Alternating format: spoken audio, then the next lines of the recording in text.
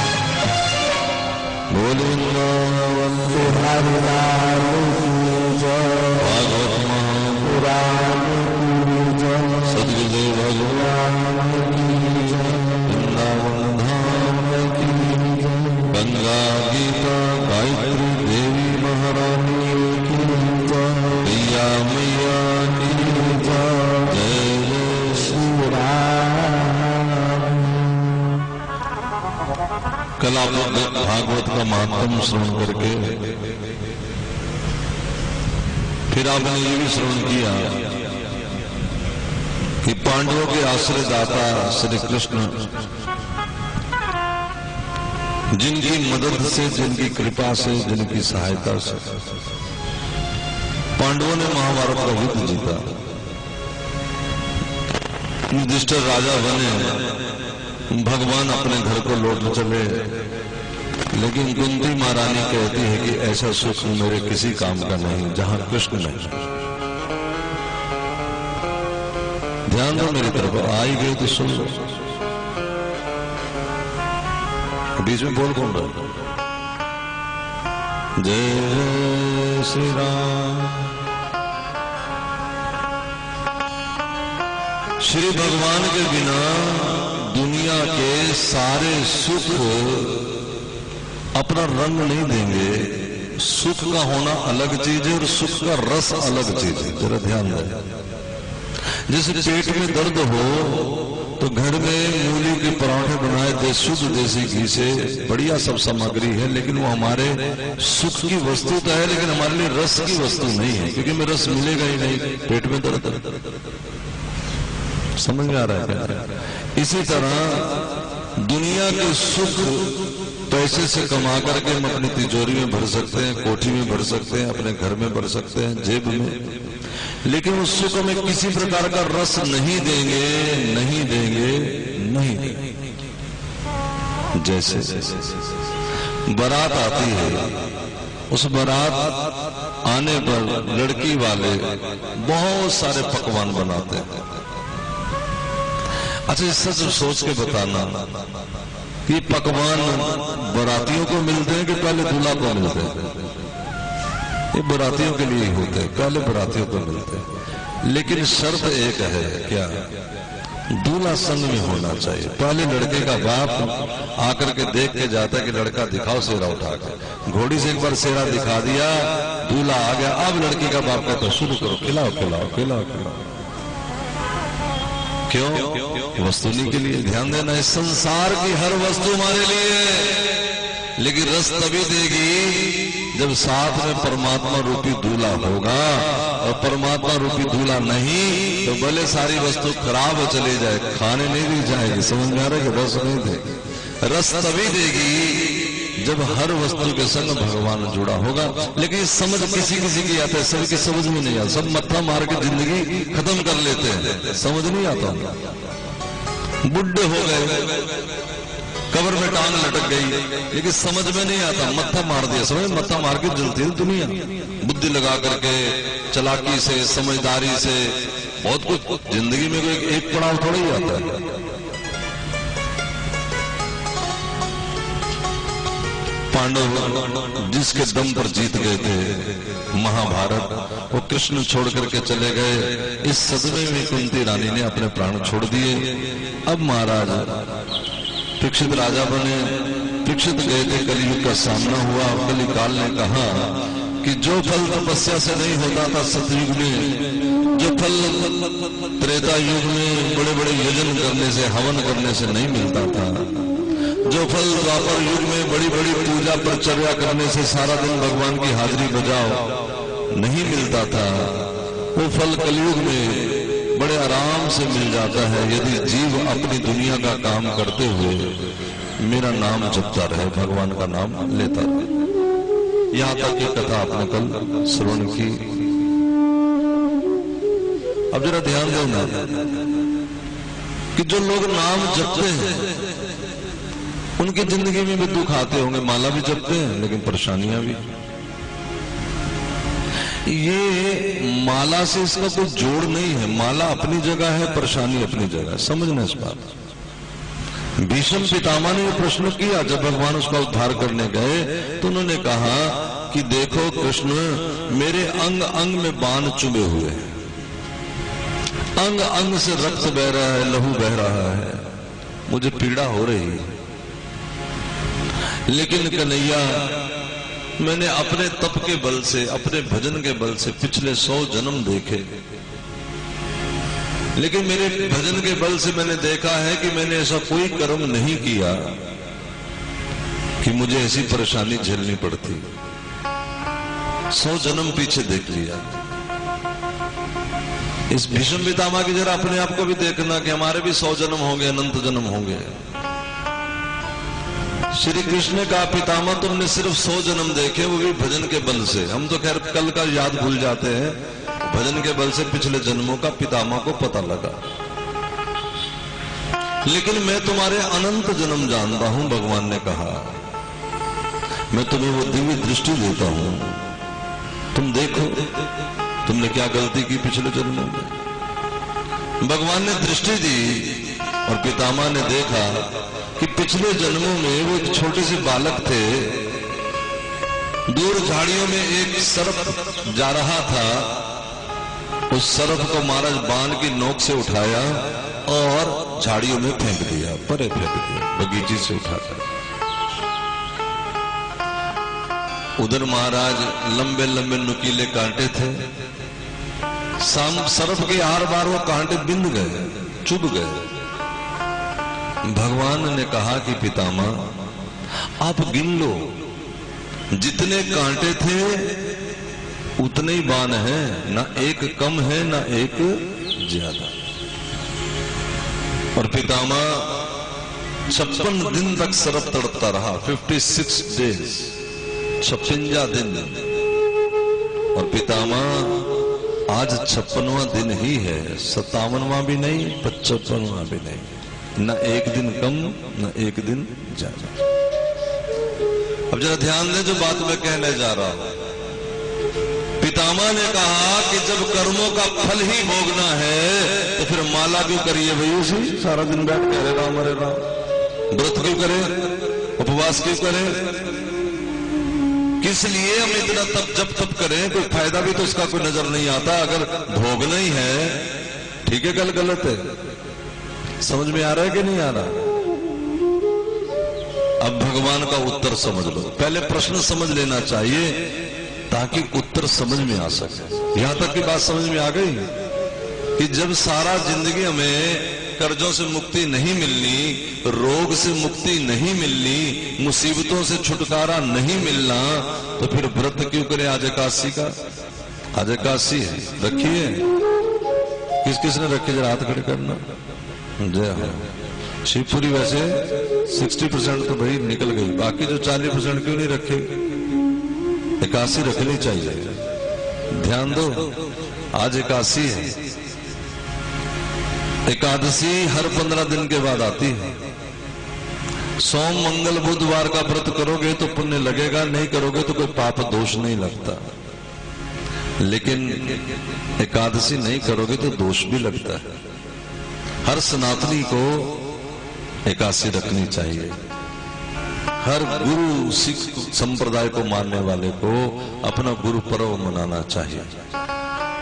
हर मुस्लिम को रोजे रखने चाहिए। जो रोजे नहीं रखता मुसलमान, जो गुरु पर्व नहीं मनाता सिख, और जो सनातनी हिंदू एकादशी नहीं रखता, ये पापी माने जाते हैं, दोषी माने जाते हैं। कोई बात नहीं, अगर नहीं पता था तो नहीं रखी, कोई बात नहीं।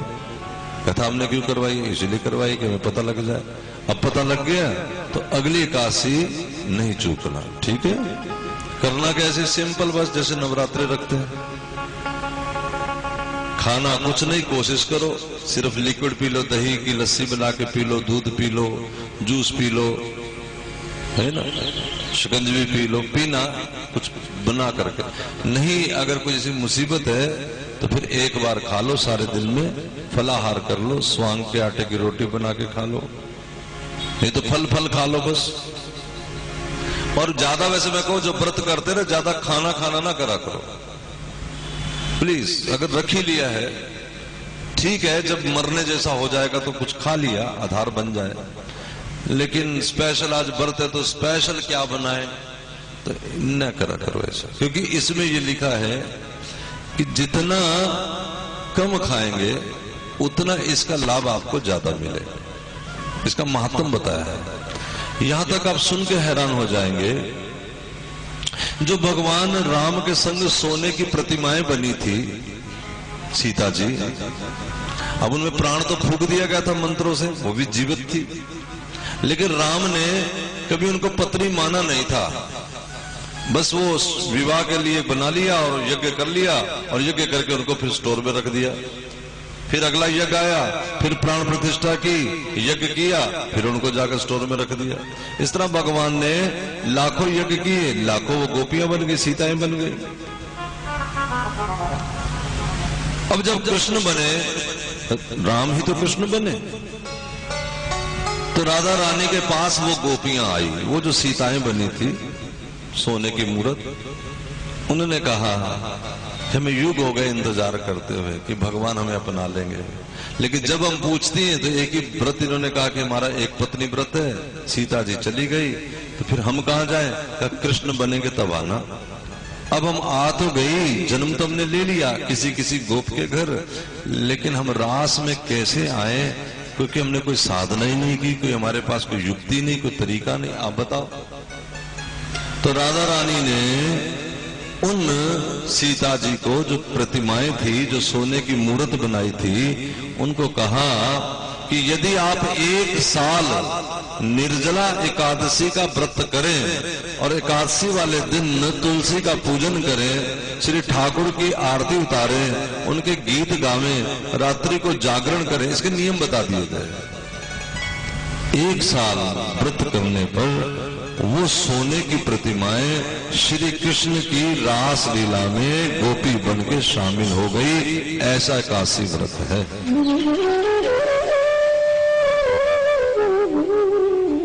मेरे अपने इस 22 बरस का लगभग जीवन है मेरा, उम्र मेरी 48 साल है, 29वां लग जाएगा। 28 साल हमने घर में गृहस्थ रूप में जीवन जिया, 25-26 साल में संतों से भेंट हो गई, 2-3 साल हम घर में रहे, और फिर 28-29 में आकर के हम घर से साधु होकर निकल गए। इस जीवन में हमने देखा है कि गुरुजनों से जब लोगों ने ये कहा, हम गुरुजनों के संग भी रहे ना 2-4 साल, तो प्रचार में तो बाद में आए। कुछ ऐसे बुजुर्ग होते हैं जो शरीर जिनका जाता नहीं, शरीर नहीं छूटता, लेकिन उनका शरीर किसी काम का भी नहीं रह जाता, लेटे रहते हैं, मतलब सांस आ रही बस, न खाते न पीते। लेकिन ऐसे बच्चों के, जो ऐसे माता पिता के जो बच्चे होते हैं ना, वो बड़े उलझ जाते हैं। जिंदगी तो देखा ऐसी ना, स्ट्रगल इज लाइफ, लाइफ संघर्ष ही है। वो बेचारे कमाते हैं, खाते हैं, जैसे तैसे अपना जीवन बिताते हैं। अब छुट्टी लेकर महीना बैठना पड़ जाए तो एक तो उधर से तनख्वाह कटेगी, इधर घर में 1 महीना, महाराज बड़ा मुसीबत है। तो बच्चे कहां जाए बेचारे, जहां कोई कह देता कि फलाने महात्मा, ऐसा होता ही है। तो हमने देखा गुरुजन क्या करते हैं। गुरुजन उनके बेटे को या बहू को कहते कि यदि, ध्यान दो मेरी तरफ, यदि 1 साल तक आप एकादशी रखोगे, रखी नहीं अभी, रखोगे, लेकिन शर्त है कि जल पे, यानी उसमें कुछ खाना नहीं, जल पी लो, रस पी लो। अरे करवा चौथ अब कुछ भी नहीं खाते पीते, रख ही लेते, मरते थोड़े ही हैं कोई। लेकिन वो तो पति के लिए होता है ना जी, इनके लिए कौन सा व्रत रखते हैं? इनके लिए एकादशी। अच्छा, अगर रखोगे, ध्यान दो, उसका जो पुण्य मिलेगा, ये अभी गा है, अभी हुआ नहीं, वो पुण्य में अपने माता या पिता जो भी है उसको मैं दान देता हूं। और जल लेके, गंगा जल वो उनके मुख में डालते, और हमारे देखते देखते महाराज 1-2 दिन के भीतर भीतर वो अपने घर चले जाते हैं। हमने पूछा संतों से ये सब क्या है, तो उन्होंने कहा कि एकादशी हमारे पापों का मार्जन करती है, और इनके बुजुर्गों के पाप या इनके अपने पाप ही बीच में अटके पड़े हैं, जो बीच में फसाद है, वो पापों का मार्जन साल भर की एकादशी से हो गया। ये बुजुर्ग अपने घर चले गए, सारे मुसीबत से छुटकारा ले लिया। फिर जब हम अपने गुरु गद्दी पे आए, फिर लोग हमारे पास आए, तो हमने वही फार्मूला लगा दिया, एकादशी रखो, और फिर फार्मूला सक्सेस हो गया। तो मेरे कहने का मतलब ये है कि यदि हमारे बहू बेटा अगर एकादशी रखेंगे और उसका मैं पुण्य दे रहे हैं और हमारा लाभ होता है, तो हम खुद रख लेंगे, तो कितना बड़ा लाभ होने वाला है। इसलिए एकादशी रखना चाहिए। लेकिन एकादशी रखेंगे, नाम जपेंगे और फिर हमें भोगना पड़े, उसका फायदा क्या? बात ये चल रही है, ठीक है? समझ में आ रही है कि नहीं सारी कहानी? समझ में रखनी बात। भगवान से प्रश्न था, तो श्री कृष्ण ने जो उत्तर दिया आप कान खोल के सुनो। श्री कृष्ण ने कहा कि जो तुम्हारे घर में मुसीबत है वो तुम्हारे कर्मों का फल है, जो तुम्हारे ऊपर कर्जा है वो तुम्हारे कर्मों का फल है, जो तुम्हारे घर में रोग है वो तुम्हारे कर्मों का फल है। पति अगर कहना नहीं मानता वो तेरे कर्मों का फल है, तो फिर भजन करने का क्या फायदा। कन्हैया बोला अंत समय मैं लेने आया हूं, ये तेरे भजन का फल है। बात पकड़ में आ गई। माला जपने से पेट दर्द ठीक नहीं कराना, वो तो डॉक्टर गोली देकर भी ठीक करा लेगा। माला जपने से पति की बुद्धि सुधर जाए, बेटे की यही सब बुद्धि उसकी सुधार लोगे तो अपनी तो सुधार लो पहले। और वैसे हमें ये कहना ही नहीं चाहिए कि क्या हो जाए क्या नहीं हो जाए, बस यही कहना चाहिए कि जैसा तुमको अच्छा लगे वो हो जाना चाहिए, क्योंकि आप ज्यादा जानते हैं, हम ज्यादा नहीं जानते। तो भजन करने का लाभ ये है। अच्छा, अब कली काल में नाम जपते रहे, ये कलयुग ने कहा। तो परीक्षित ने कहा कि ठीक है, फिर तुम ऐसा करो, मेरे राज घराने से दूर चले जाओ। कलयुग ने कहा सरकार जिधर देखो तुम्हारी राजगद्दी, हम जाएं तो जाएं कहां। तो 4 घर बताए हैं। पहला घर बताया है कि जहां जुआ खेलते हो वहां चले जाओ, कलयुग का वास। दूसरा घर बताया जहां शराब पीते हैं, मद्यपान करते हैं, वहां चले जाओ। तीसरा घर बताया है जहां हिंसा होती है, गर्भ हत्या करते हैं ना, बच्चों को गर्भ में मरवा देते हैं माताएं, बड़ी जालिम होती है माता। बहू को चक्कर आती, जाके लड़की हो जाए तो कलेश डाल के रख देती घर में। तुम जब पैदा हुई थी तुम कोई जनानी नहीं सीधा पैदा हो जाती, वो भी लड़की होती, छोटी सी कन्या ही होती। तुम्हारा बाप गला दबाते तब फिर ये जालिम पना नहीं करना चाहिए, है ना? करना चाहिए कि नहीं करना चाहिए?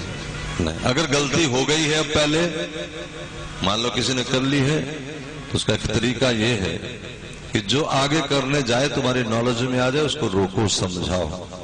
वो नहीं समझता फिर भी कहो तुम लड़की को जन्म दो और कह दो कि लड़की मुझे दे दो, मैं पालूंगी। आप अपनी जिम्मेवारी ले, तुमसे भी ना हो तो फिर बाबा लोग किस लिए, हमारे गोद में डाल जाओ। ठाकुर जी उसके बहाने हमारे को भी रोटी दे देंगे, हम पल जाएंगे उसके नाते से।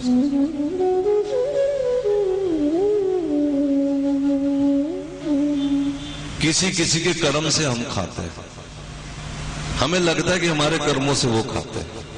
ये बड़ी बेवकूफी होती लोगों की। हाँ, 4 भाई थे दोस्त, वो महाराज एक पेड़ के नीचे खड़े थे, बारिश आ रही थी बड़ी तेज, गर्जना होती बिजली की, और बिजली यहां तक आती उनके सिर तक, फिर वापस लौट जाती। 2, 4, 10 बार बिजली आई तो समझ गए कि लगता है हम में से कोई एक मरेगा। तो ऐसा करो किसी एक के चक्कर में चारों ना मर जाए, तो भाई बारी बारी वहां चले जाओ, जिसके ऊपर गिरनी होगी गिर जाएगी, बाकी बच जाएगा। ध्यान से सुन रहे हो ना? पहले वाला गया, बिजली फिर इधर कड़के, फिर दूसरा गया, बिजली फिर इधर कड़के, तीसरा गया, बिजली फिर इधर कड़के, अब चौथा जैसे गया बिजली गिरी, ये तीनों मर गए। सोच रहे थे कि हम में से एक मरेगा, उल्टा हुआ, एक के चक्कर में तीनों बच रहे थे। तो हम समझते हैं कि हमारी कमाई बड़ी है तो हम अपने बच्चों को पाल रहे हैं, या माता पिता को पाल रहे हैं, या उसको पाल रहे हैं। ये हो सकता है कि हमारे घर जो पोती आई है उसी के कर्मों से हमारा पूरा परिवार ही पल रहा है, ये भी तो हो सकता है। इसलिए इस बात में नहीं जाना चाहिए, तुम्हें जब पता ही नहीं है। देखो ये हो सकता है कि हमारे कर्मों से वो खा रही हो, ये भी हो सकता है, लेकिन जिसकी हमें नॉलेज ही नहीं है, पता ही नहीं है कि कौन किसके कर्मों से खा रहा है, तो फिर मिक्स में किसी को कसूरवार क्यों बनाना, किसी को दंडित क्यों करना। यदि ऐसा कोई परिवार होगा तो अब जो गलती होगी उसका तरीका मैंने बता दिया, नहीं तो जो होगा कलयुग उसके घर में वास करेगा, और कलयुग वास करेगा तो क्या होगा? लड़ाई होगी, झगड़े होंगे, कलह होगा, कलेश होगा, मन में शांति नहीं होगी, आपस में इत्तेफाक नहीं होगा। हाँ। अब महाराज कलयुग ने कहा कि ठीक है, मैंने एक गुण भी बताया है। मैंने कहा है कि मेरे युग में कोई राम नाम ले लेगा तो उसका पार हो जाएगा, उद्धार हो जाएगा। अंत समय राम नाम जपेगा तो भगवान उसको लेने आएंगे। आगे मैं कथा बताऊंगा अजामिल की, तो मुझे कोई बढ़िया सा घर भी दे दो। परीक्षित ने कहा ठीक है, फिर जाओ सोने में वास कर लो, स्वर्ण में वास कर लो। अच्छा, माताओं की सबसे पसंदीदा चीज क्या है? सोना। और सोने में किसका वास है? सबसे ज्यादा झगड़ा किसके लिए होता है? सोने के लिए, पैसे के लिए नहीं। साड़ी टूम लगे, टूम पंजाबी माता है, टूम। एक छोटी सी इतनी सी कटोरी के लिए लड़ती रहेंगी माता।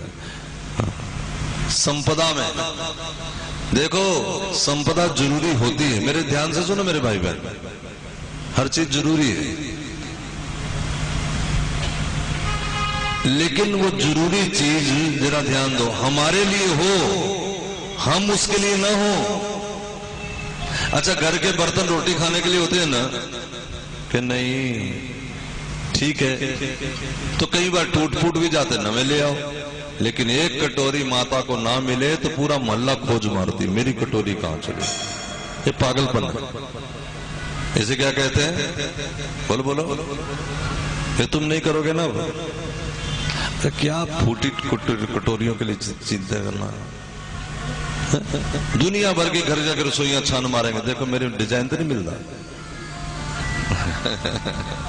घर में भिक्षुक आते हैं ना, कटोरी आटा डालो, कटोरी समेत ही दे दो, क्या मेरा डिजाइन ही खराब हो गया, नवे लाएंगे अच्छे।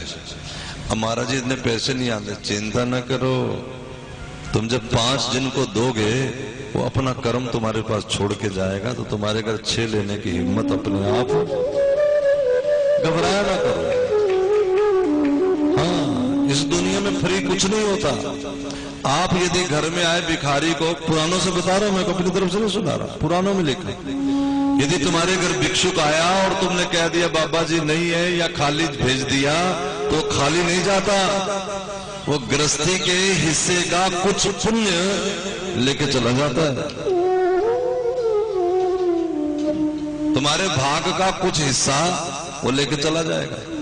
और यदि तुमने उसको अपनी तरफ से कोई वस्तु दी, तो तुम उसके साथ साथ वो तुम्हारे दुर्भाग्य का भी थोड़ा हिस्सा लेकर के चला जाए।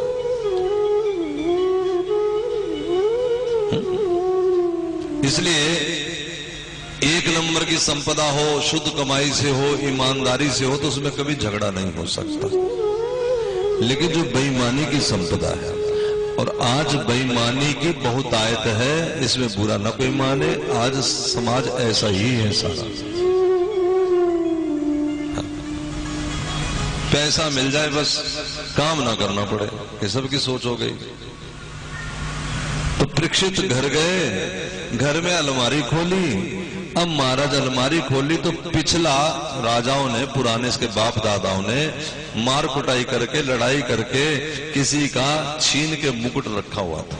डिजाइन बड़ा सुंदर था, डिजाइन जच गया, उठा करके वो सुंदर डिजाइन वाला सिर अपने पे रख लिया मुकुट, और जैसे रखा तो कलयुग इसके हृदय में आके बैठ गया।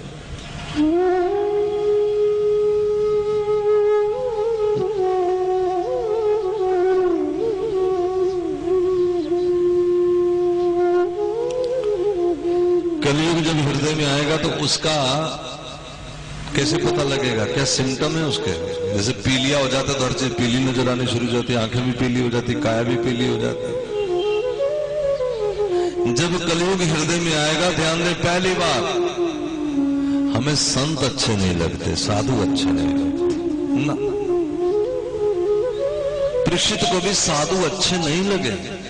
जिन साधुओं का आश्रम उसने अपने आप बनवाया था, जिसकी कुटिया उसने खुद सजाई थी,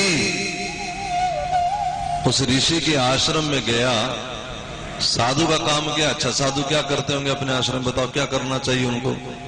आंख बंद के भजनी तो करता मिलना चाहिए साधु, कथा करता हुआ, कीर्तन करता हुआ, माला जपता हुआ, यही तो साधु के लक्षण है। आंख मूंद करके ध्यान कर रहे थे कि जाकर के महाराज परीक्षित ने देखा, मुझे देख के आंख बंद। अरे इनको चाहिए था कि मुझे देख करके खड़े हो जाते, इनको चाहिए था कि मैं चाय पानी पूछते। लोग यही सोच के जाते हैं ना बाबाओं के आश्रम पे, संत चाय नहीं पूछी, साढ़े वास्ते तो सराहना ही नहीं देता, तुम्हारे बाप के नौकर है। गुरु जी के पास गए हो कि किसी चपड़ासी के पास गए हो, किसके पास गए? अच्छा, एक बड़ी मुसीबत लोगों की कमी, अगर गुरु जी के आश्रम जाए, जैसे वृंदावन आते हैं हमारे पास कई बार, हमारी माँ रहती है वहां और वृद्ध है माँ भी, और रसोई क्योंकि एक ही, वैसे तो वहां वृंदावन किसी आश्रम में प्रोग्राम नहीं है, वो कहते हैं अपना बना लो, कहीं से बाजार से खा लो, लेकिन पुराने साधुओं की परंपरा आज भी है कुछ संतों में, तो वो हमने भी चला रखी है। हम तो पुराने साधुओं के इशारे पे रहते जैसे वो रहते, तो हमने भी कहा भी रसोई में आओ, रहो, जितने दिन मर्जी रहो, खाओ पियो मौज करो, कोई चार्जेस नहीं, आप रहो 2 दिन रहो 4 दिन रहो, आओ खाओ जाओ, कोई चक्कर नहीं, कोई रसीद कटाना नहीं, कोई ये नहीं कि मत्था टेक के जाना जरूरी है, हाँ हो तो 150 दे जाओ, नहीं तो कोई चक्कर ही नहीं, कहानी नहीं है, मैं होता ही नहीं देना किसे।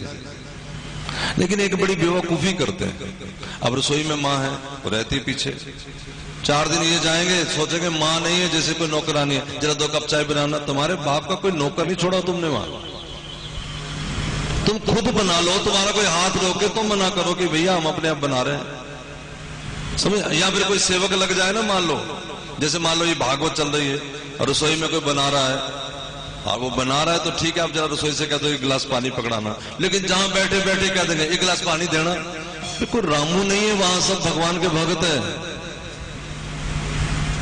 नहीं तो फिर अपनी तरफ से एक नौकर का इंतजाम करो, फिर वो सबको पिलाए, तुम्हें भी पिलाए। परीक्षित के मन में ये आ गया कि मुझे पानी नहीं पूछ रहे, कमाल करे चले जा रहे, मरा हुआ सर्प उठा करके गले में डाल दिया। ये मरा हुआ सर्प क्या होता है? ओ महाराज संताली वाली बातें उठा लेना सी, इन्होंने जान दे छोटे जैसी निक्कर पाके घूमते सी, बड़े छोटे आदमी कब महाराज पेंट पहन के घूमता है, हमने तो छोटे से को देखा, नली बहती थी इनकी। ये ऐसी ऐसी विचित्र विचित्र बातें लोगों में जगत कहानियां बनती हैं साधुओं के प्रति। ये वही बनाते हैं जिनके हृदय में किसका वास है? कलयुग का वास।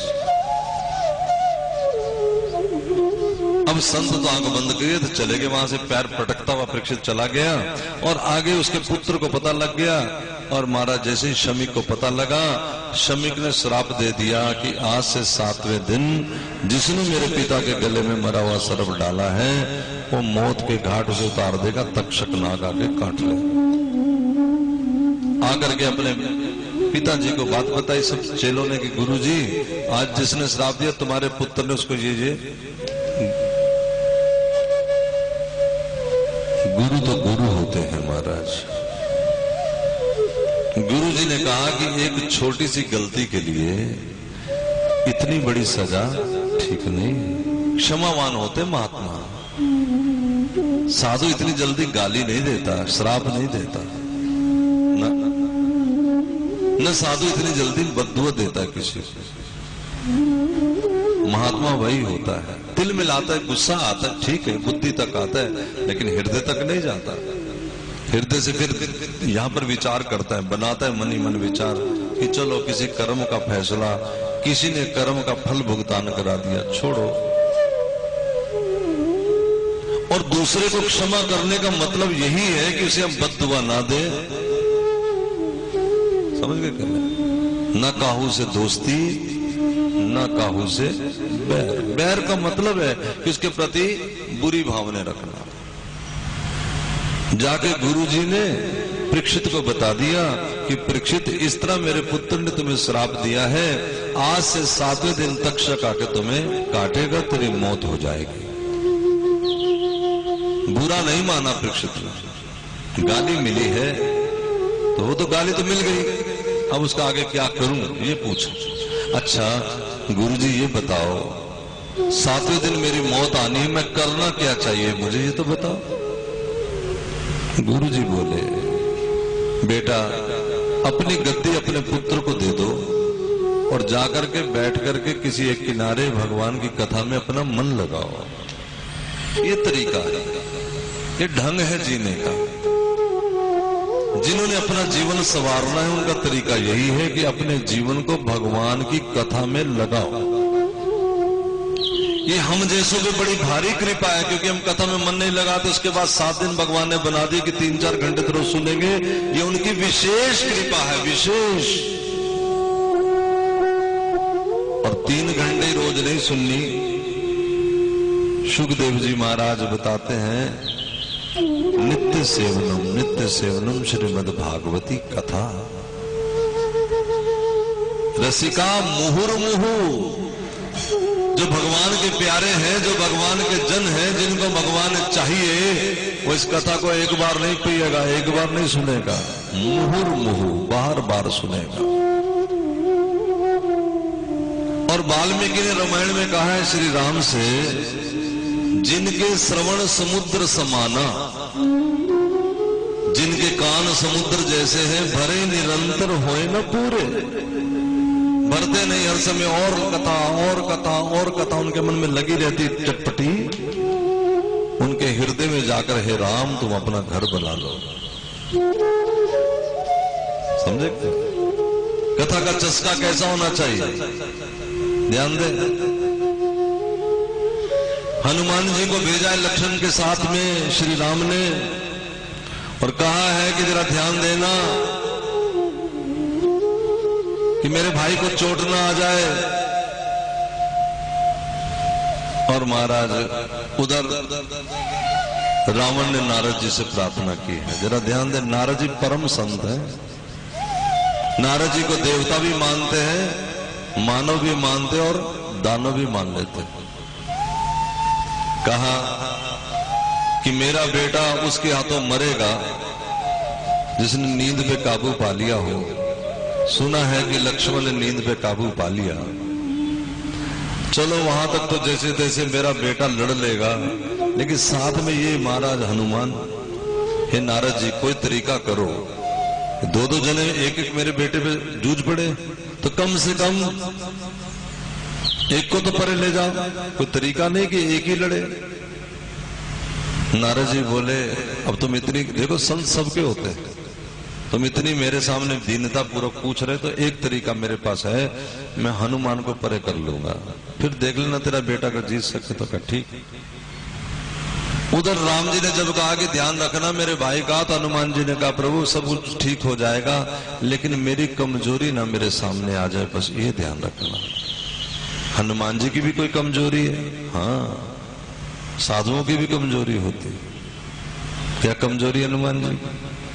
तो जैसे ही महाराज युद्ध होने लगा, आकर के नारद जी कथा सुनाने लगे, और जब कथा कान में पड़ी हनुमान जी के, तो बस ध्यान उधर चला गया कथा, और सुनने लगे। जब हनुमान जी दिख गया तो नारद जी थोड़ा थोड़ा पीछे होने लगे। अब पीछे पीछे चल पड़े हनुमान जी, जिधर जिधर कथा पीछे पीछे हनुमान, और पीछे लक्ष्मण मूर्छित हो गए। जब बूटी लेने गए तो रावण कहता है कि मुझे पता है इसकी कमजोरी क्या है। सो उसने अपने भाई अहि रावण को बुला लिया और उसे कहा, काल नेमी को, और कहा कि जाओ जाकर के वहां झूठ मूठ का साधु बन जाओ और कथा सुनाओ।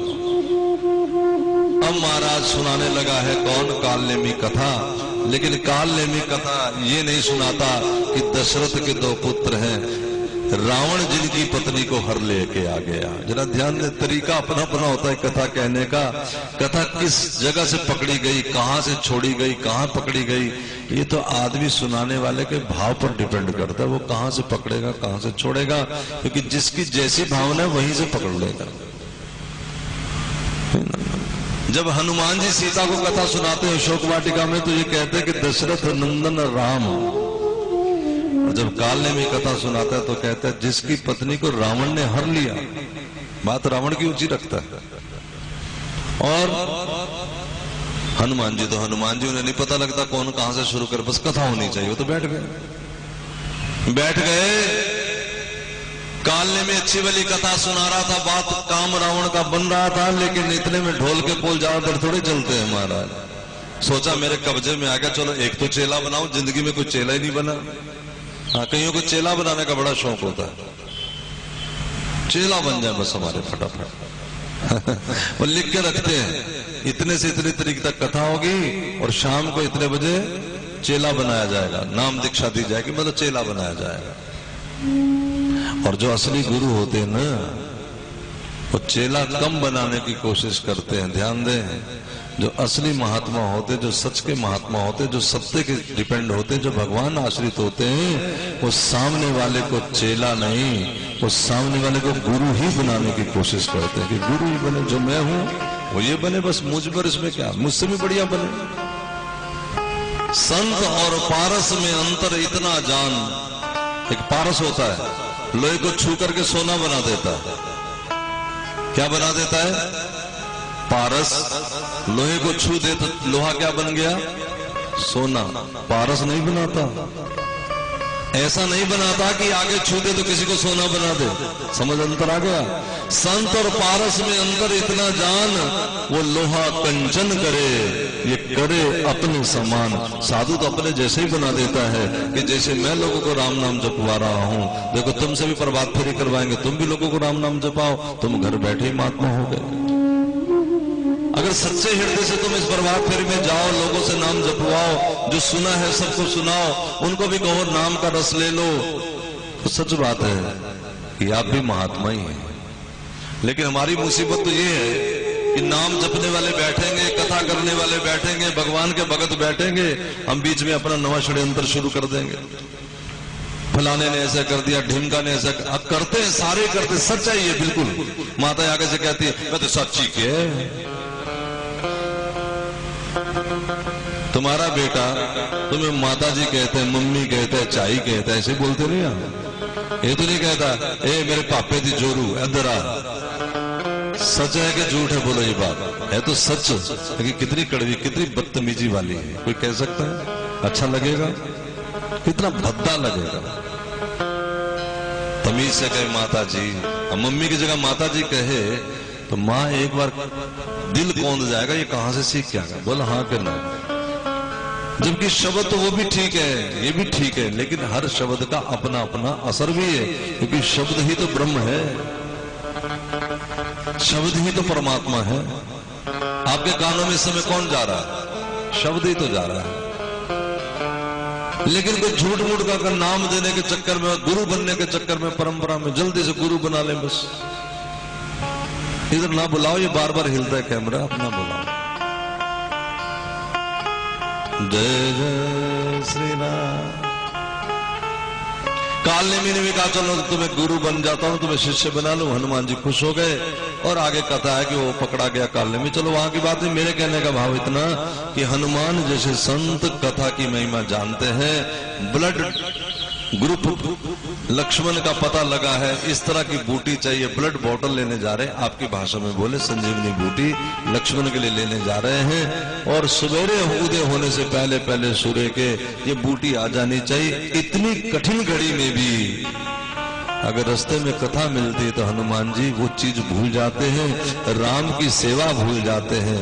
राम की कथा इतनी ऊंची जिसके लिए गुरुवाणी भी कहते हैं सब ते उत्तम हरि की कथा, सबसे उत्तम हरि की कथा, सब ते उत्तम हरि की कथा, सबसे उत्तम हरि की कथा। कहत सुनत दुख दर्द न था, सुनत दुख दर्द न था, सब ते उत्तम हरि की कथा, सबसे उत्तम हरि की कथा।